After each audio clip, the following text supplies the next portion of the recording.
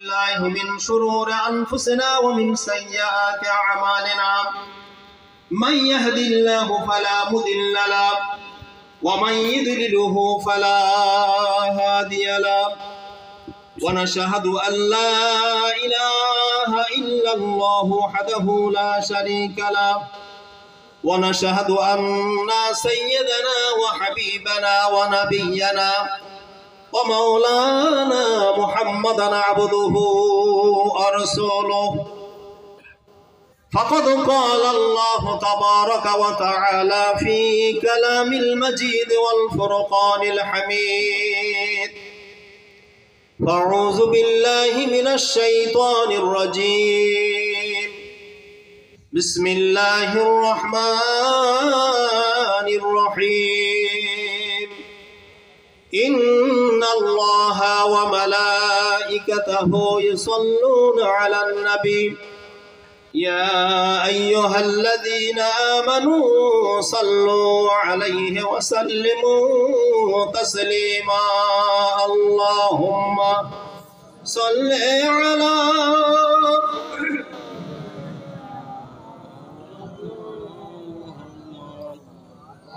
وعلى آل سيدنا مولانا محمد আমার পূর্বের বক্তারা যে কথা আলোচনা করেছে, যে জায়গাগুলো ছেড়ে গেছেন আমি সেই জায়গাগুলো আপনাদেরকে ধরিয়ে দেব এবং সেইটা হলো আসল এবং মূল পয়েন্ট। সেই পয়েন্টের উপর আপনাদের কাছে আলোচনা করব। দেখুন, কোরআনুল হাকিম আল্লাহ সুবহানাহু ওয়া তাআলা বলেছেন, বিসমিল্লাহির রহমানির রহিম, ইয়া আইয়ুহাল্লাযীনা আমানুত্তাকুল্লাহা ওয়া কুনু মা'আস সাদিকিন। একটা আয়াত। অন্যত্র আল্লাহ সুবহানাহু ওয়া তাআলা বলছেন, বিসমিল্লাহির রহমানির রহিম, ফাসআলু আহলি যিকরি ইন কুনতুম লা তা'লামুন। আবার আল্লাহ বলছেন, মান ইয়াহদিল্লাহু ফাহুয়াল মুহতাদি ইলা আখিরুল আয়াত। এরপরে পরে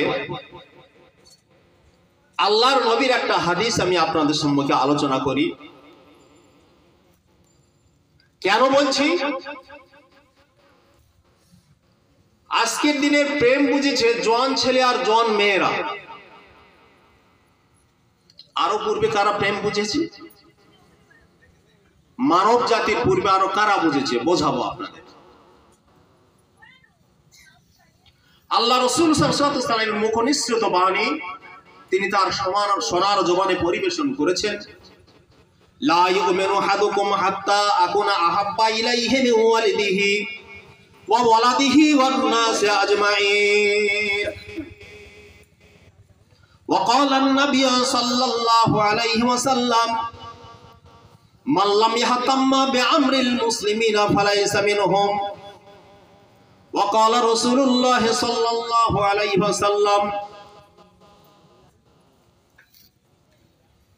إذا صلحت صلح الجسد كله وإذا فسدت فسد الجسد كله ولا وهي القلب. শ্রদ্ধা সম্মানীয় সুধীজন, পর্দার অন্তরালে মা বোনেরা যারা শুনেছেন, যারা শুনছেন, যারা শুনবেন, সকলকে যথাযোগ্য সম্মান জানাতে বাধ্য হচ্ছি। যে শীতের আকাশ, চতুর্দিকে ঠান্ডা বায়ু, সেই বায়ুকে ভেদ করে আপনারা যে বসে আছেন আমি ভাবতে খুব অবাক হচ্ছি। আল্লাহ সুবহানাহু ওয়া তাআলা একটা সম্প্রদায়ের সঙ্গে আমাদের থাকার কথা বলেছেন। কটা সম্প্রদায়ের কথা বললাম? বলুন, আপনি একটু আওয়াজ দিন। একটা সম্প্রদায়ের সঙ্গে আল্লাহ আমাদের থাকার কথা বলেছেন। কোরআনকে ডাকবার জিজ্ঞাসা করবেন, কোরআন তুমি বলো। পৃথিবীতে ডাক্তার আছে, আলেম আছে, হাফেজ আছে, কবিরাজ আছে, মাস্টার আছে, ইমাম আছে, মুয়াজ্জিন আছে, হসপিটাল আছে, নার্সিং হোম আছে। ও কোরআন, তুমি কাদের সঙ্গে থাকার কথা বললে আমরা বুঝতে পারলাম না। ওরে কোরআন, পৃথিবীতে আলেম ওলামারা থাকলো, ওলামায়ে সমাজরা জলসা করে গেল, বক্তব্য তারা রেখে গেল। বলো বলো, কোরআন কার সঙ্গে থাকলে তুমি খুশি হবে? তোমার পরওয়ারদিগার বিনিয়াজ আলম খুশি হবে। আর ও কোরআন, তুমি যার উপর অবতীর্ণ হয়েছ, সাইয়েদেনা নবী মুহাম্মদ রাসূলুল্লাহ সাল্লাল্লাহু আলাইহি ওয়াসাল্লাম খুশি হবেন। সেই ব্যক্তি, সেই সম্প্রদায়ের নাম কি? কোরআন তুমি আমাদের কাছে একবার পরিবেশন করবে না?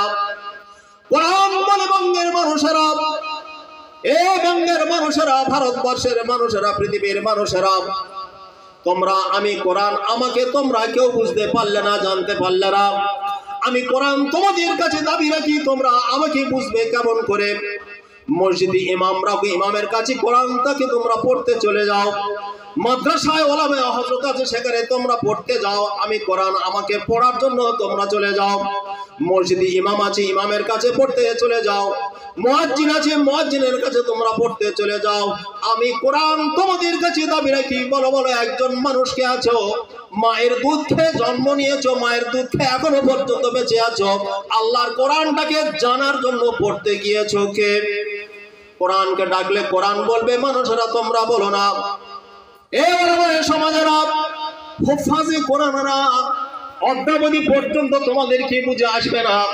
ও মুহাদ্দিসিনে কেরামরা, আল্লাহর কালাম আমাদের কাছে কি আয়াত মারা উপহার দিলেন, আল্লাহর কালাম আমাদের কাছে কিভাবে এসেছে সেটা কি জানবো না? কোরআন আমাদেরকে বলল, মুসলমানেরা, ও হিন্দু, মুসলিম, জৈন, খ্রিস্টান, সর্বস্তরের মানুষেরা, তোমরা শোনো শোনো, আমি কোরআন, আমাকে তোমরা রিসার্চ করো, গবেষণা করো, তাহলে তোমরা সুনির্দিষ্ট একটা পথ পাবে। সেই পথের পথেও তোমাদের জীবনের চলার জন্য সঙ্গী হয়ে যাবে। কোরআন বলছে, ফাসআলু আহলিল যিকরি ইন কুনতুম লা তা'লামুন। ওলামায়ে সমাজরা, ওয়া হাফিজিনরা, মুহাদ্দিসিনরা, মুফাসসিরিনরা, ওয়া মুআদ্দিবরা, তোমরা কি এখনো পর্যন্ত আমি কোরআন, আমাকে নিয়ে তোমরা বুঝতে পারলে না? আল্লাহর নবী সাল্লাল্লাহু আলাইহি ওয়াসাল্লামের কাছে একজন সাহাবী ভাই আমার এক একটা সূরাকে বছরের পর বছর আল্লাহ নবীর কাছ থেকে তারা শিখেছেন। আর আমি এমন একজন ব্যক্তি হয়ে গেলাম, এক বছরের মধ্যে আল্লাহর কালামটা হেফজ করে নিলাম, পড়তে শিখে গেলাম। তাহলে আমি কি কোরআন বুঝতে পারি না?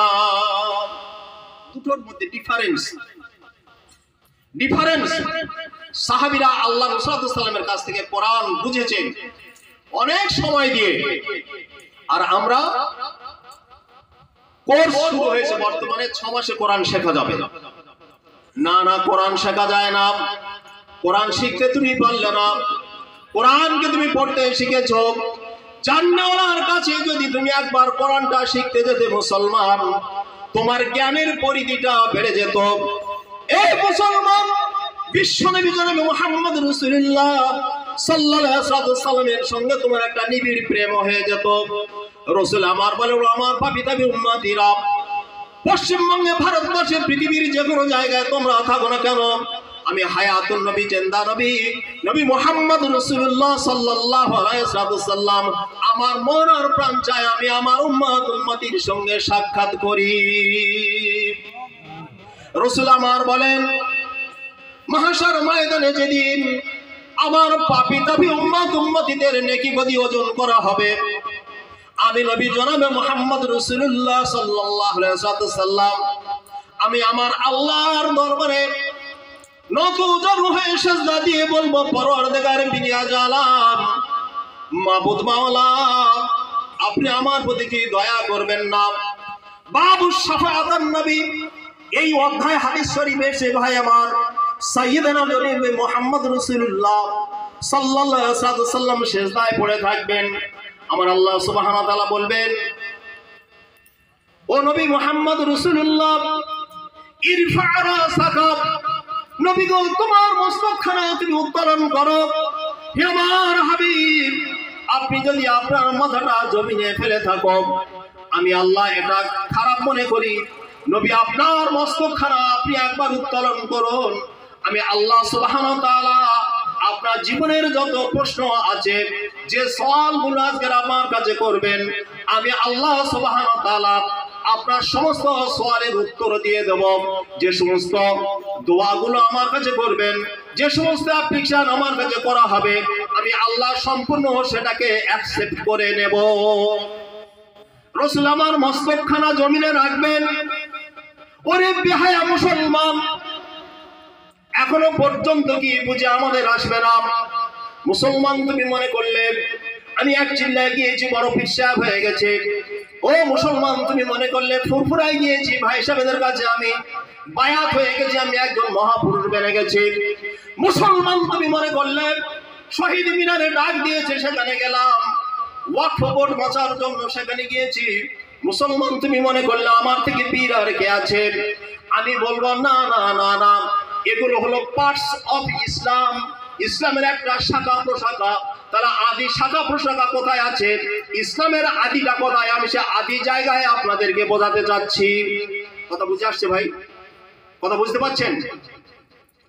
মুসলমান আজকের বললেন ফুরফুরা তাবলীগ, জামাত ইসলাম, হিজবুল্লাহ, আহলে হাদিস, শিয়া সুন্নি সার্বিকভাবে একই জায়গায় বসে আমরা ইসলামের কাজ করছি।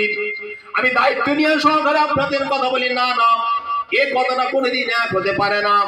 মা আর মাসি কোনোদিন এক হতে পারে না। মা আলাদা, খালা আলাদা, চাচা আলাদা, বাপ আলাদা, ভাই আলাদা, বোন আলাদা, চাচতো ভাই, মামাতো ভাই, নিজের ভাইয়ের মধ্যে ডিফারেন্স আছে, পার্থক্য রয়েছে। এই জন্য বলা হলো এটা আমার নিজের ভাই, মায়ের পেটের ভাই। ওটা কে বললো ওটা আমার চাচাতো ভাই, আমার চাচার ছেলে। ওটা কে? ওটা আমার ফুফুতো ভাই। ওটা কে? না, ওটা আমার মামাতো ভাই। আমরা বলছি না, সব এক।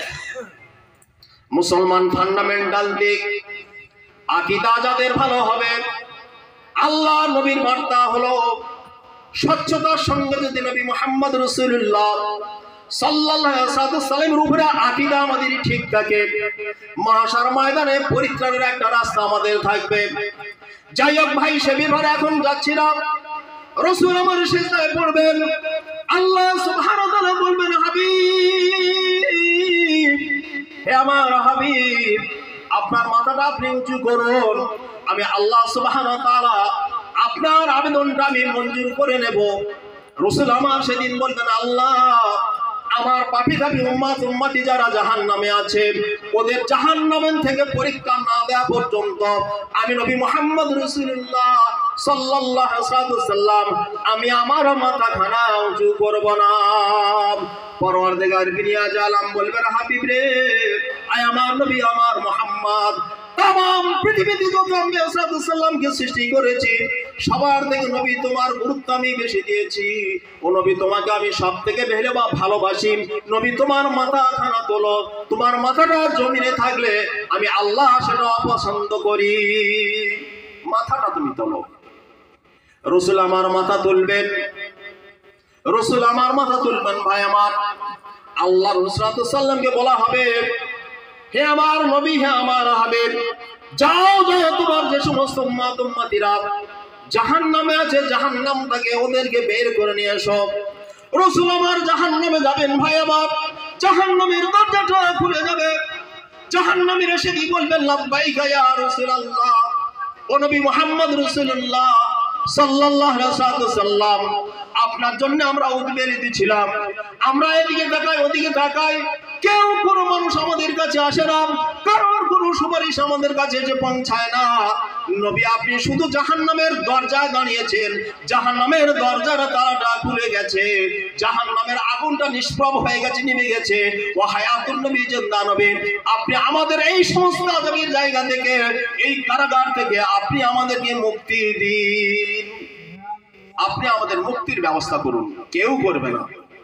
রাসূল আমার সেখান থেকে ভাই আমার জাহান্নামীদের এক এক করে বের করবেন, হাউজে কাউসারে গোসল করাবেন, আর এই বান্দাদেরকে নিয়ে জান্নাতের কাছে চলে যাবেন। আমার আল্লাহ সুবহানাহু ওয়া তাআলা বলবেন, হে জান্নাতের দারওয়ান, জান্নাতের ফেরেশতারা, তোমরা সাবধান হয়ে যাও। নবী মুহাম্মদ রাসূলুল্লাহ সাল্লাল্লাহু আলাইহি ওয়াসাল্লাম আর জান্নাতের দরজায় এসে দাঁড়িয়েছে। তোমরা শুনে যাও, আমার নবীর আমি এত পাওয়ার দিয়েছি, আমার নবীর আমি এত কুওয়াত দিয়েছি, শক্তি দিয়েছি, তাকত দিয়েছি। সেই শক্তির বলে আমার নবী আমার কাছে প্রেয়ার করেছেন, তার প্রেয়ারটাকে আমি কবুল করে নিয়েছি। জান্নাতের ফেরেশতারা তোমরা সরে যাও, সরে যাও। আমার নবী নিজ হাতে তার উম্মতদেরকে জান্নাতের কোন জায়গায় দিলে ভালো হবে আমার নবী দিয়ে চলে যাক। এ পৃথিবীর মানুষ, রাসূল দুনিয়ার বুকে এসেছেন কেন? এই মানুষের সঙ্গে আল্লাহর একটা সম্পর্ক থাকবে। বান্দা স্রষ্টার সৃষ্টির সঙ্গে যে একটা সুন্দর সম্পর্ক, এই সম্পর্কটা তৈরি করার জন্য আমরা আল্লাহ সুবহানাহু ওয়া তাআলা দুনিয়ার বুকে তার হাবিবকে পাঠিয়েছেন। এই হাবিবের 4টে কাজ দেওয়া হয়েছে ভাই আমার। এই 4টে কাজের মধ্যে গুরুত্বপূর্ণ ভাইটাল পয়েন্ট একটা জিনিস হলো, আল্লাহ রাসূল দুনিয়ার বুকে এসেছেন আল্লাহর সঙ্গে তার পাপী কাবি উম্মতদের সম্পর্ক করিয়ে দেবেন। এই জন্য আল্লাহ সুবহানাহু ওয়া তাআলা কোরআনুল হাকিমে বলেছেন, ইয়া আইয়ুহাল্লাযীনা আমানুত্তাকুল্লাহা ওয়া কুনু মা'আস সাদিকিন। কোরআন বলে পৃথিবীর মানুষেরা তোমরা শোনো, ততদিন পর্যন্ত আমার হাবিবের ওসিলা দিয়ে তোমরা কোনো কাজ করতে পারবে না। আমার নবী জনাবে মুহাম্মদ রাসূলুল্লাহ সাল্লাল্লাহু আলাইহি ওয়াসাল্লাম ততক্ষণ পর্যন্ত তোমাদের জন্য সুপারিশ করবে না, যতক্ষণ পর্যন্ত আহলে বাইতের অন্তর্ভুক্ত তোমরা না হবে। আমি আমার নবীকে বলেছি, ও নবী তুমি শুনে রেখে দাও, জেনে রেখে দাও, পাগল পারা আমার বান্দা বান্দিরা, পাগল পারা আপনার উম্মতিরা আহলে বাইতের অন্তর্ভুক্ত যখন হবে, আমি আল্লাহ তোমাকে আঠাও সুপারিশ দিয়ে দিলাম। আমার ওই সমস্ত বান্দা বান্দে আপনার ওই সমস্ত উম্মতিদেরকে নিয়ে জান্নাতে যাওয়ার ব্যবস্থা করবেন। আমার এই ওয়াদা থেকে গেল। এখন সেটা কি? হর্সমিন ভাই সাদিকিন। সাদিকিন বলতে আমরা কি বুঝবো? মা হুয়া সাদিকিন। এই সাদিকিনটা কি?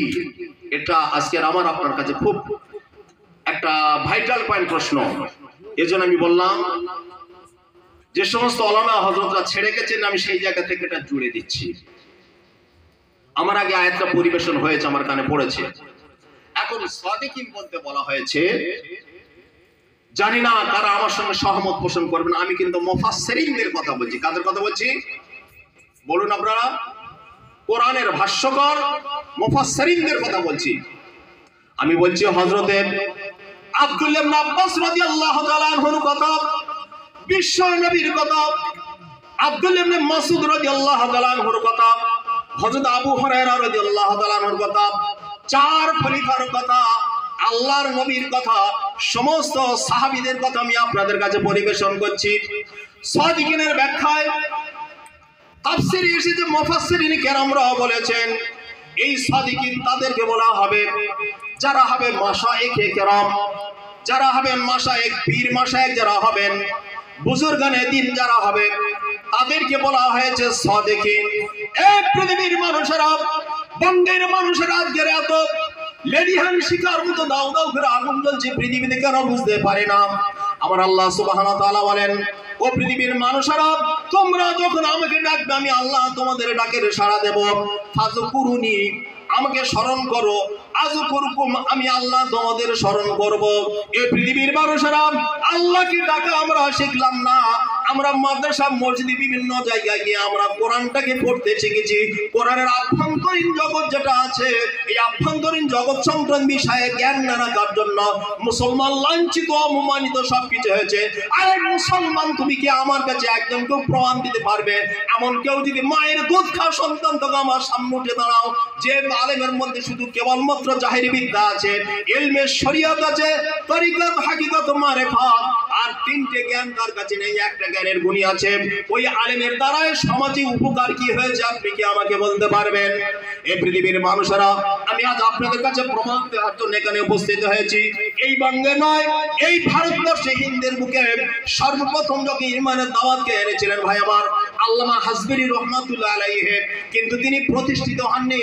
তারপরে পরে এই ভারতবর্ষ তথা পৃথিবীর হিন্দুস্তানের বুকে ইমানের ঝান্ডাটা যিনি এস্টাবলিশ করেছেন, প্রতিষ্ঠা করেছেন, পৌঁছে দিয়েছেন, তিনি কে? তিনি আর অন্য কেউ নয়।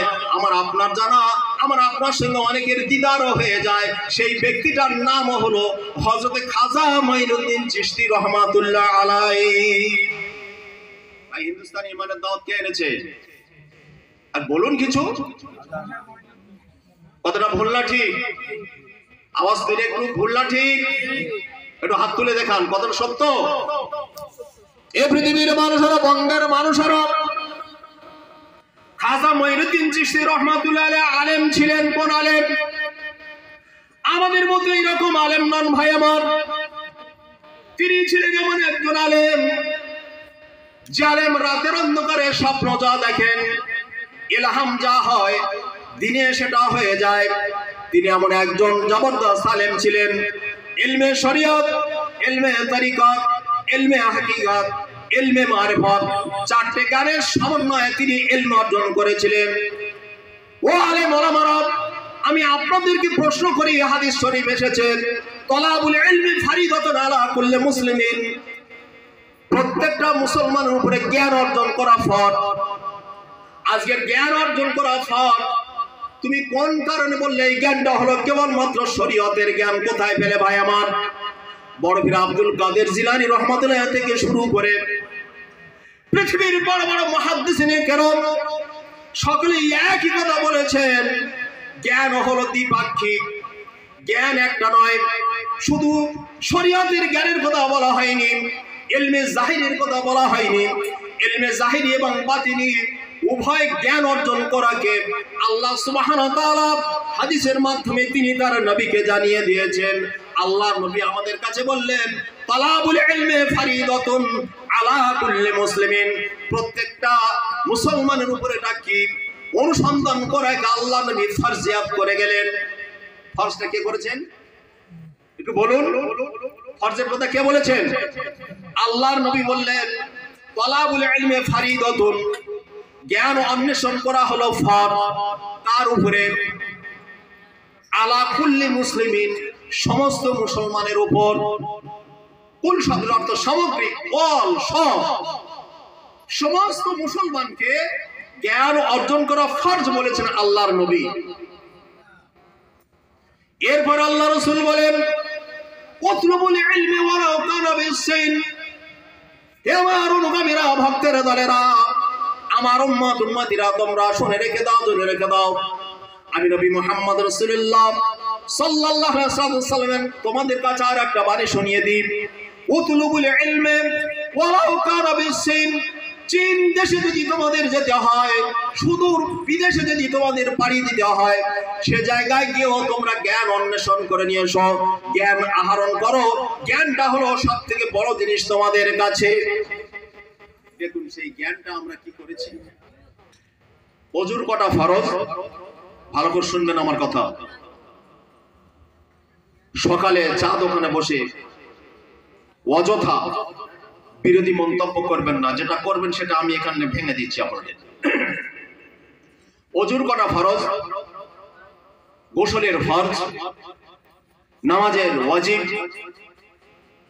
সুন্নাত মুস্তাহাব, হালাল হারাম, জায়েজ নাজায়েজ, এগুলো জানা কি?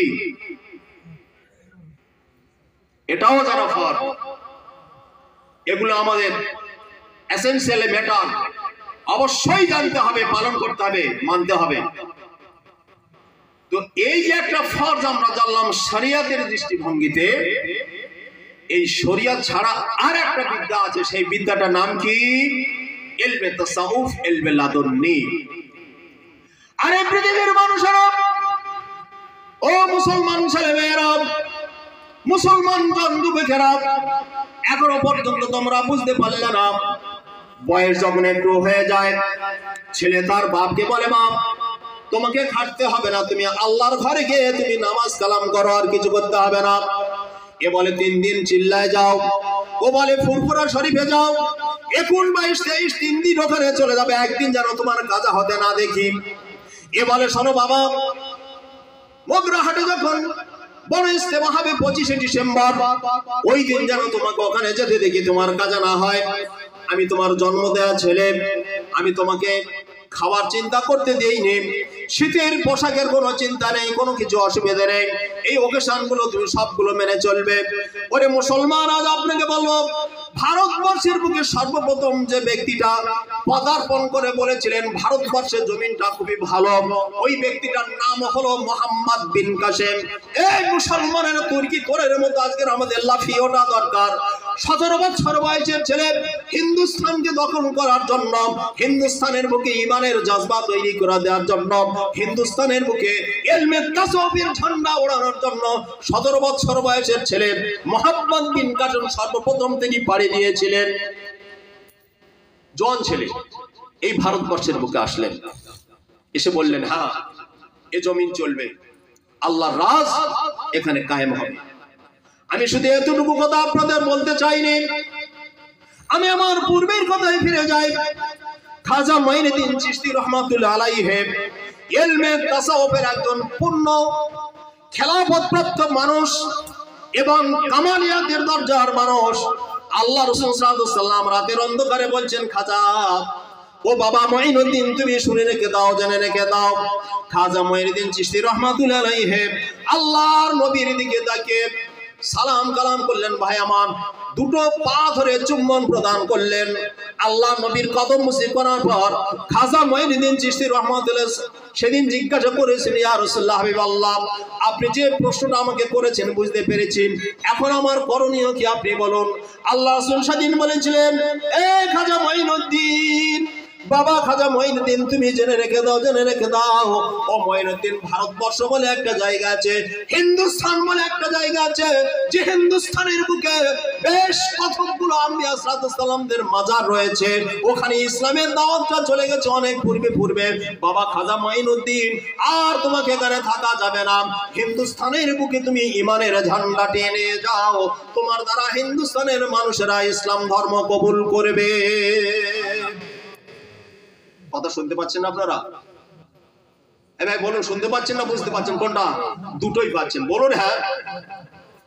আজ আমি আপনাদেরকে বলবো, আমি আজকে যারা হিজবুল্লাহ করি তাদের জিজ্ঞাসা করবো, বড় বড় হিজবুল্লাহর ধারক বাহক, ও তাবলীগের ধারক বাহক, জামাত ইসলামের কমান্ডার ধারক বাহক, লা মাযহাবিরা তোমরা বলো, সালাফিরা তোমরা বলো, কাদিয়ানি তোমরা বলো, তোমরা আহলে সুন্নাত ওয়াল জামাত বলে তোমরা দাবি করলে তোমরাও বলো, শিয়া সুন্নি নির্বিশেষে সমস্ত জামাতকে আমি বলবো, খাজা মঈনুদ্দিন চিশতি রাহমাতুল্লাহ আলাইহি সেদিন কোন দল করেছিল?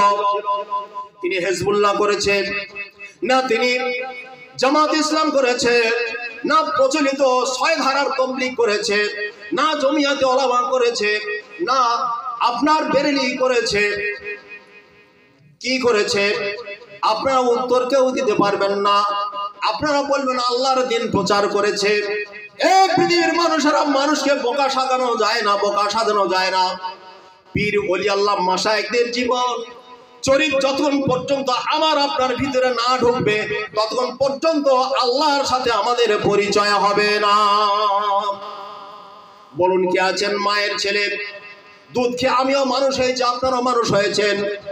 অত্যন্ত ভারাক্রান্ত হৃদয় নিয়ে আপনাদের কাছে বলছি, আজকের ফিলিস্তিনের বুকে মুসলমানদের উপর যে অন্যায় অত্যাচার চলছে, অন্যায় স্টিম রুলার চলছে, এর জন্য দায়ী কারা? এর জন্য মুসলমান আমরা দায়ী, অপর কোনো জাতি নয়। ইজা উসিদাল আমর ফান্তাজিরুস সাব, যখন তাম পৃথিবীতে মুসলমানেরা ইসলাম থেকে যখন বহির্ভূত হয়ে যাবে, অর্থাৎ ঈমান থেকে যখন দূরে সরে যাবে, আল্লাহ এবং তার রাসূলের যে আদর্শ আছে সেই আদর্শ থেকে মুসলমান যখন সরে যাবে, আবার আল্লাহ সুবহানাহু ওয়া তাআলা বললেন, পৃথিবীর মানুষেরা তোমরা কি জানো না আমি আল্লাহ সুবহানাহু ওয়া তাআলা তোমাদের উপর এমন একটা শাসক পাঠাবো যে শাসকটা হবে অত্যাচারী, অমুসলিম অত্যাচারী শাসক পাঠিয়ে তোমাদেরকে আবার ঠিক করা হবে। মুসলমান তুমি বললে ওই ব্রিগেডের ডাকে চলো যাই, শহীদ মিনারের ডাকে চলো যাই, ওই ডাকে যদি জিহাদে যদি আমাদের জীবন যায় শহীদ হয়ে যাবে। না না, শহীদ কাকে বলে তুমি জানো না? তোমার তো ঈমান নেই, তুমি কি করে বললে আমি শহীদ হব? অনেকের আমার কথাটা বুঝে আসবে না, চেষ্টা করবেন মাথার খুপড়িটা স্বচ্ছতা করুন। আমি দাবি রাখছি, আমরা মাথায় হেঁটেছি, পায়ে হেঁটেছি এতদিন, আমি আপনাদের যে অনুরোধ রাখবো, মগজে হাঁটুন, ব্রেনে মস্তিষ্কে হাঁটুন, আল্লাহর ওলিদের পথ এবং পথেও যেটা সেটা আসুন, সেই দিক নির্দেশনায় যায়, দেখবেন সব জিনিস টুকটুক করে আমাদের কাছে ধরা পড়বে। দেখুন, মাইনুদ্দিন চিশতি রহমাতুল্লাহ আলাইহি আরবের ভূভাগ থেকে উনি আসছেন। পথিমধ্যে ভাই আমার আসেন, ম্যাগনেট বোঝেন? ম্যাগনেট ভাই, ম্যাগনেট বুঝি আমরা, চুম্বক, মোবাইল এটা লোহা, একটা বড় চুম্বক দুই থেকে আকর্ষণ করে নেবে। ইতিহাস বলছে খাজা মাইনুদ্দিন চিশতি রহমাতুল্লাহ আলাইহি আরব ভূখণ্ড থেকে আসছেন, সঙ্গে ওয়াইফ আছে, একজন সেবক আছে, আর উনি আছে। সবেমাত্র বাড়ি থেকে কিছুটা বের হয়েছে, একটা জামাত আসলো, অমুসলিম, কাফের, অবিশ্বাসী। তাদের সঙ্গে কথা হলো। তারা বললেন আপনার নাম কি? বললেন আমার নাম মাইনুদ্দিন। বাবা আমার দিকে তাকাও তো। তাকিয়ে থাকলেন। ভাই আমার কিতাবে পাওয়া যায় খাজা মাইনুদ্দিন চিশতি রহমাতুল্লাহ আলাইহি চক্ষু মোবারকের দিকে যখন কাফেরদের কাফেলা দল বা জামাত তাকিয়েছে, একবার তাকানোর পর আর চোখ রাখতে পারে না, চোখটা নিচু হয়ে যায়। খাজা মাইনুদ্দিন চিশতি রহমাতুল্লাহ বললেন বাবা আবার তাকাও আমার দিকে। বলল না না, একটা অনুরোধ আপনার কাছে রাখবো, আপনি কি আমাদের অনুরোধটুকু মেনে নেবেন? বলো বাবা কি অনুরোধ তুমি রাখবে? ও খাজা মাইনুদ্দিন চিশতি, বুঝতে পেরেছি একটা ঐশ্বরিক শক্তি তোমার ভিতরে প্রকাশ পেয়েছে, তোমার ভিতরে চলাফেরা করছে, এমন একটা শক্তি, এমন একটা পাওয়ার তোমার ভিতরে এসেছে, তোমার চোখে আমরা আর কেউ চোখ রাখতে পারি না। কোন দলের মানুষ জানি না বাবা, আমরা তোমার শিষ্য হতে চাই, আমাদেরকে শিষ্যত্ব গ্রহণ করিয়ে দাও।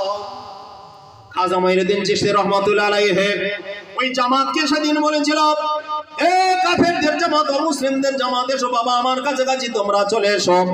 খাজা মাইনুদ্দিন চিশতি রহমাতুল্লাহ আলাইহি ভাই আমার নিজে নামাজের হালাতে বসলেন, আর সমস্ত মানুষদেরকে সামনে বসিয়ে দিলেন। ভাই আমার এক এক করে বললেন তোমরা তোমাদের হাতটা আমার কাছে দিয়ে দাও, আমি যে কথা বলি তোমরা আমার সাথে সেই কথা বলতে পারবে। বললেন জি হ্যাঁ কথা বলতে পারবো। খাজা মাইনুদ্দিন চিশতি রহমাতুল্লাহ আলাইহি ইত্তেহাদি ফায়েজ নিক্ষেপ করলেন, সেই ফায়েজের মধ্য দিয়ে তিনি বলেছিলেন পড়ো।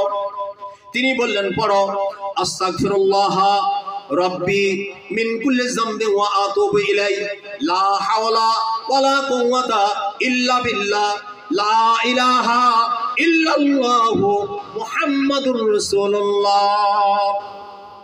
এ বাংলার মানুষেরা, মিনাখা এলাকার মানুষেরা, আজকে আপনাদেরকে সঠিক পথের না দিশা দিয়ে আমি এখান থেকে যাব না। আল্লাহর বান্দা মাহবুব বান্দাকে নবী আমার বলে পাঠিয়েছেন, ও মাইনুদ্দিন এখানে আর তোমার ঠাঁই হবে না বাবা, যাও ভারতবর্ষের জমিনে চলে যাও, হিন্দুস্তানে চলে যাও, ইমানের ঝান্ডাটা তোমার কাছ থেকে উঠবে। আমার আল্লাহ সুবহানাহু ওয়া তাআলার দরবারে খাজা মাইনুদ্দিন তোমার নামটা লিপিবদ্ধ করা আছে। খাজা মাইনুদ্দিন চিশতি রহমাতুল্লাহ আলাইহি জামাতটাকে মুসলমান করিয়ে নিলেন। ভাই আমার এইরকম আস্তে আস্তে 2 বছর সময় লেগে গেল। দিল্লির আজমিরে যখন আসলেন, পরিসংখ্যান ঘুরে দেখা যাচ্ছে খাজা মাইনুদ্দিন চিশতি রহমাতুল্লাহ আলাইহির হাতে 60 থেকে 65 হাজার মানুষ বায়াত হয়ে কলমা শাহাদাতের মাধ্যমে তারা পূর্ণ মুমিন হয়ে গিয়েছিল। আজ আমি আপনাদের কাছে সেই দাওয়াতের কথাটা বলবো ভাই আমার, যে বায়াতের কথা, যে বায়াত ছাড়া যদি কোনো মানুষ ইন্তেকাল করে তার ঠাঁইটা কোথায় হবে। আমি আজ যদি আপনাদের কাছে গলা চিল্লে বলে যাই, আপনি বলবেন মরণ সাহেব কোথায় আছে কথাটা। আমি আজকে আপনাদের কাছে কোটেশন দিয়ে যাই, 6খানা যে সিহাসিত্তার হাদিস আছে, একটা হাদিসের নাম হলো সহিহ মুসলিম শরীফ। এই মুসলিম শরীফ হাদিসে এখানে বর্ণনা এসেছে বায়াত বিহীন যদি কোনো মানুষ ইন্তেকাল করে, ভালো করে আমার কথাটা আপনারা শুনে নিন, বায়াত বিহীন যদি কোনো ব্যক্তি ইন্তেকাল করে, আল্লাহ নবী বলছেন ওই ব্যক্তিটা জাহান্নামী হবে। আমার কথাটা আপনারা শুনে নিন ভাই আমার, আল্লাহ রাসূল সাল্লাল্লাহু আলাইহি ওয়াসাল্লামের হাদিস, বায়াত বিহীন যদি কোনো ব্যক্তি ইন্তেকাল করেন, ওই ব্যক্তির ঠাঁইটা হবে জাহান্নামে। এ কথাটা কে বলেছেন? সোনার জমানে নবী মুহাম্মদ রাসূলুল্লাহ সাল্লাল্লাহু আলাইহি ওয়াসাল্লাম এই কথাটা বলেছেন। আমি আপনাদের কাছে দাবি রেখে কথা বলি, এই বঙ্গে হোক না কেন, ভারতবর্ষের যে কোনো জায়গায় হোক না কেন, একজন ব্যক্তিকে দেখান যে ব্যক্তির নামের শেষে লেখা আছে রহমাতুল্লাহ আলাইহি, অতএব তিনি বায়াত হয়নি, অতএব ওই ব্যক্তি বায়াত হয়নি, পীর মুরিদের হয়নি, পীর সাহেবের কাছে গিয়ে বায়াত হয়নি, মুরিদ হয়নি, শায়েখের কাছে গিয়ে শিষ্যত্ব গ্রহণ করেনি, বায়াত হয়নি, এইরকম মানুষের নাম আপনি একটা বলতে পারবেন না। আজ থেকে 50 বছর আগের কথা আপনি খেয়াল করুন, আমাদের পাড়াগাঁয়ে যত ব্যক্তিবর্গরা আছেন, মা বোন আছেন, সকলেই কিন্তু আল্লাহর ওলিদের কাছে বায়াত হয়েছিলেন। এই জন্য আমার আল্লাহ সুবহানাহু ওয়া তাআলা জানিয়ে দিলেন জলগম্ভীর স্বরে, ইয়া আইয়ুহাল্লাযীনা আমানুত্তাকুল্লাহা ওয়া কুনু মা'আস সাদিকিন। পীর মাশায়েখদের সান্নিধ্য লাভে সব আলেমদের কাছে যেও না। তুমি একটা চিটিংবাজ হতে পারো, পকেট মার হতে পারো, আপনি বলবেন আপনি আলেম হয়ে এত বড় কথা বললেন কেন? আমি আপনাদের কাছে কথা ভেঙে দিই, শুনুন। এই আলেমের কাছে কোনো ইলহাম থাকে না, এই আলেমের কাছে আল্লাহর তরফ থেকে কোনো বার্তা আসে না।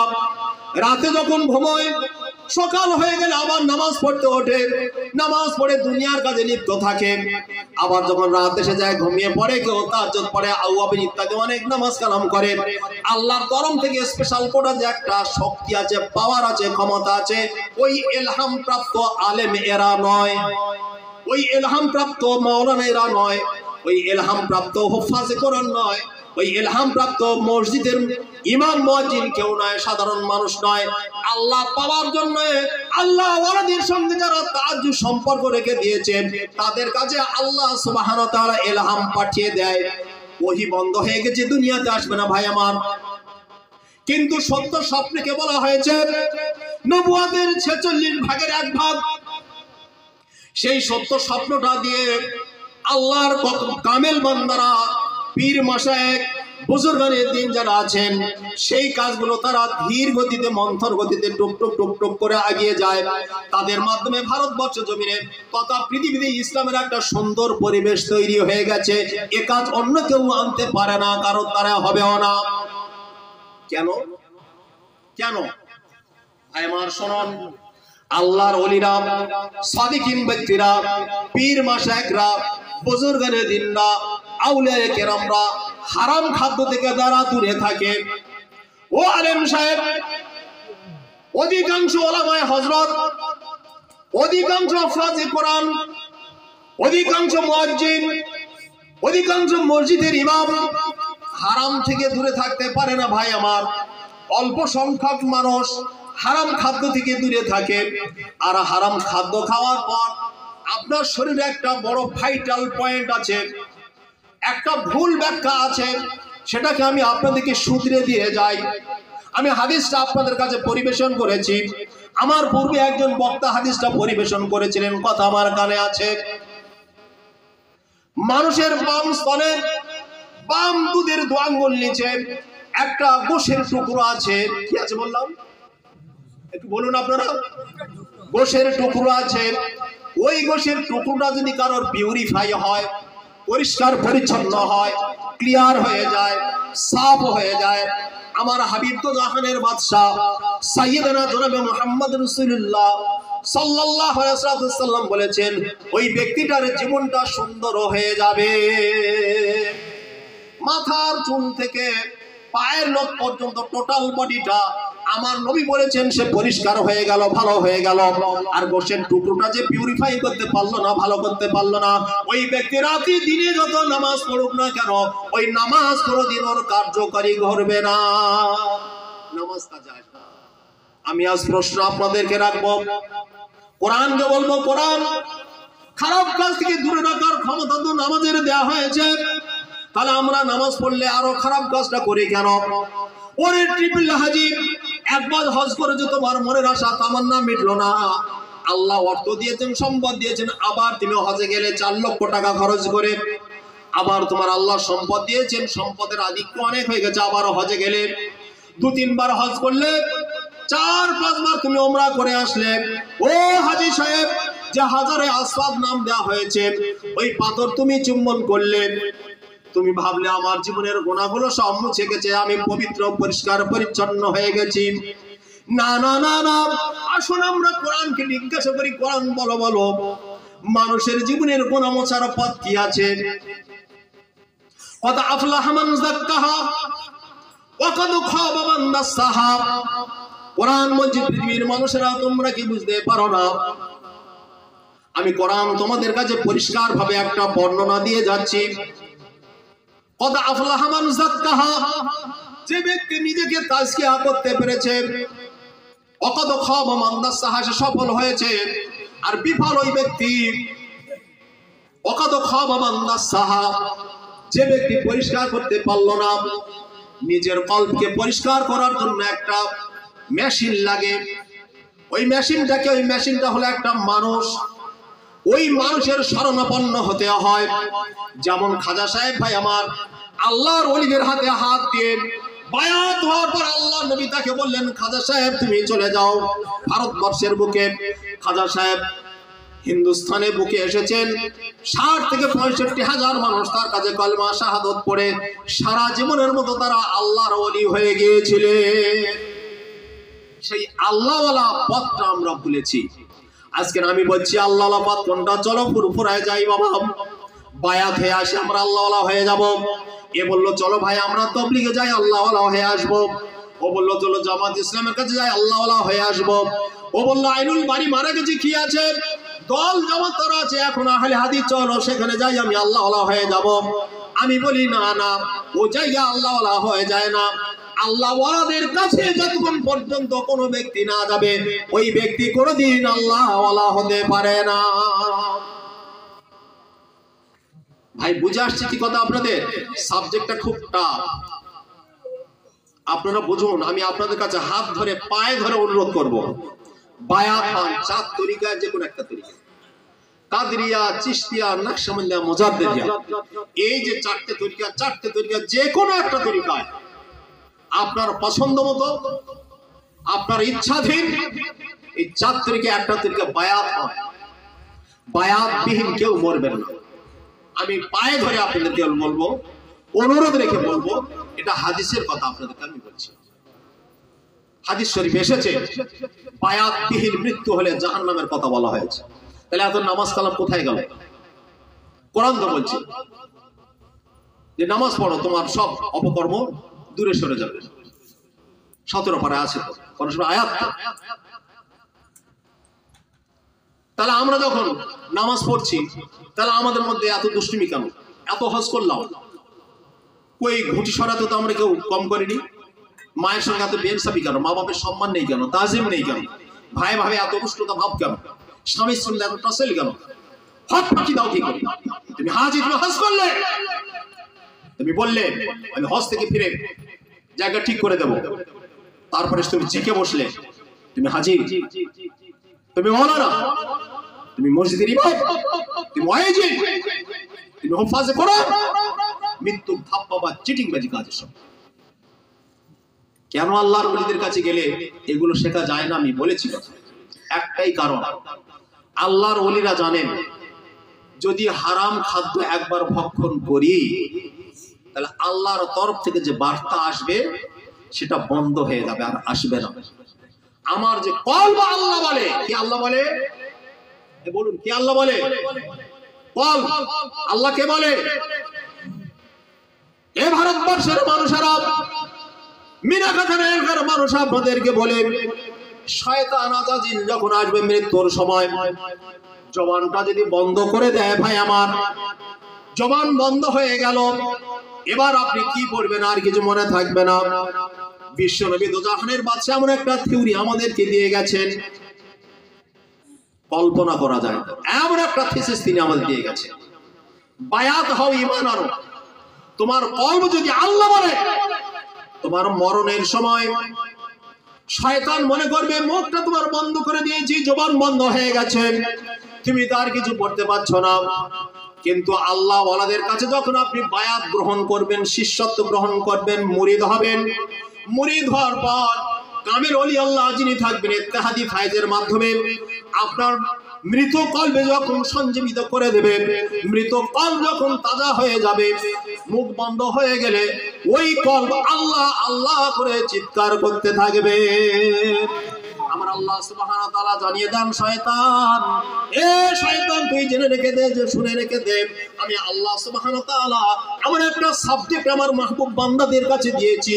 ইত্তেহাদি ফায়েজের মাধ্যমে আমার এই সমস্ত পৃথিবীতে যে সমস্ত উম্মাত উম্মাতীদেরকে আল্লাহ সুবহানাহু ওয়া তাআলা পাঠিয়েছেন, নবীর উম্মাতদেরকে পাঠিয়েছেন, এই নবীর উম্মাত উম্মাতীরা যদি ইত্তেহাদি ফায়েজের মাধ্যমে পীর মাশায়েখের কাছ থেকে যদি একবার সঠিকভাবে সবক নিয়ে থাকে, বায়াত যদি হয়ে থাকে, মুরিদ যদি হয়ে থাকে, শিষ্য যদি হয়ে থাকে, আমার আল্লাহ সুবহানাহু ওয়া তাআলা কি করবেন?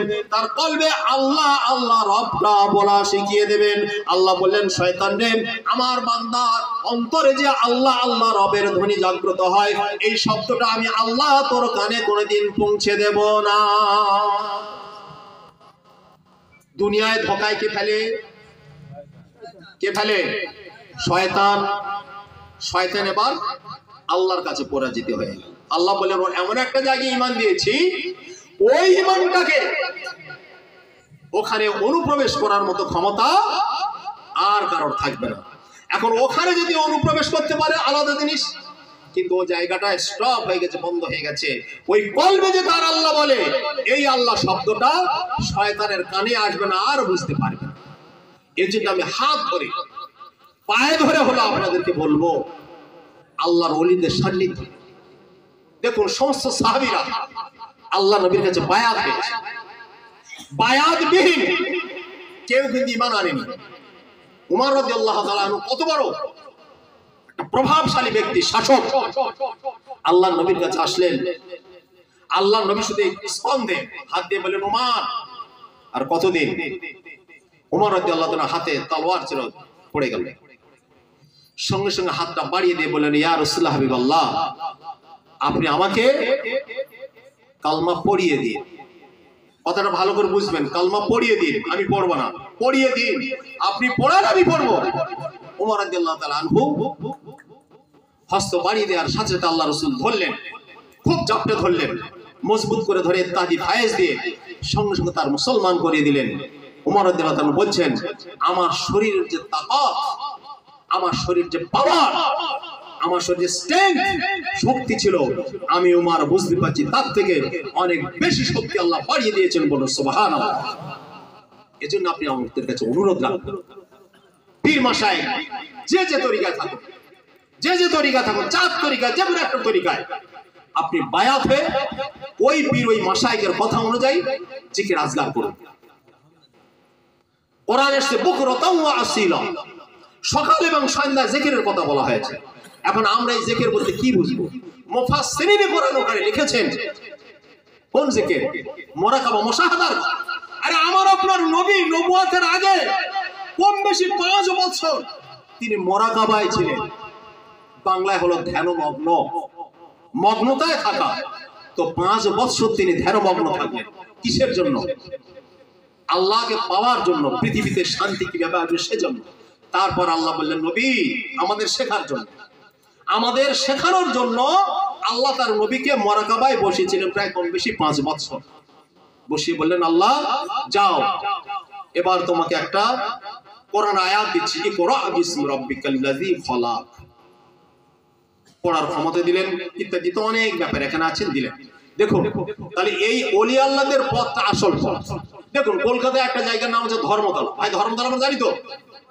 আর বলুন জানি তো? ধর্মতলার নাম ধর্মতলা হলো কেন?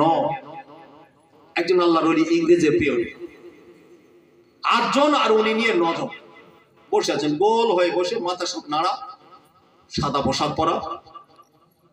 তো আল্লাহ আল্লাহ জিকির করছেন।